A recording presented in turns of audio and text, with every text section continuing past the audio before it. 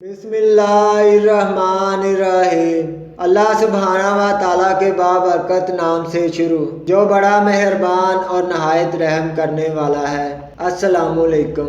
ماں باپ اولاد کی جنت اور دوزخ ہیں۔ حضرت ابو امامہ رضی اللہ عنہ سے روایت ہے کہ ایک شخص نے رسول اللہ صلی اللہ علیہ وآلہ وسلم سے پوچھا کہ اولاد پر ماں باپ کا کتنا حق ہے؟ آپ صلی اللہ علیہ وآلہ وسلم نے ارشاد فرمایا کہ وہ تمہاری جنت اور دوزخ ہیں۔ اسلامی شریعت حقوق و فرائض کا مجموعہ ہے۔ قرآن و حدیث میں کثرت سے حقوق کی ادائیگی کا حکم دیا گیا ہے۔ اس کے بعد اللہ تعالیٰ اور آخرت کا ماننے والا شخص دوسروں کی حق تلفی کی ہمت نہیں کر سکتا۔ اس دنیا میں انسان کا سب سے پہلا اور سب سے بڑا تعلق ماں باپ سے ہے۔ قرآن مجید میں ماں باپ کی خدمت اور ان کے ساتھ حسن سلوک کا حکم اللہ تعالیٰ کی توحید اور عبادت کے ساتھ کیا گیا ہے۔ اس حدیث سے بھی ہمیں یہ بات آسانی سے سمجھ آ جاتی ہے کہ اگر اولاد ماں باپ کی خدمت کرے گی اور اگر ان کو راضی رکھے گی تو جنت پا لے گی۔ اس کے مقابلے میں اگر اولاد ماں باپ کی نافرمانی کرے گی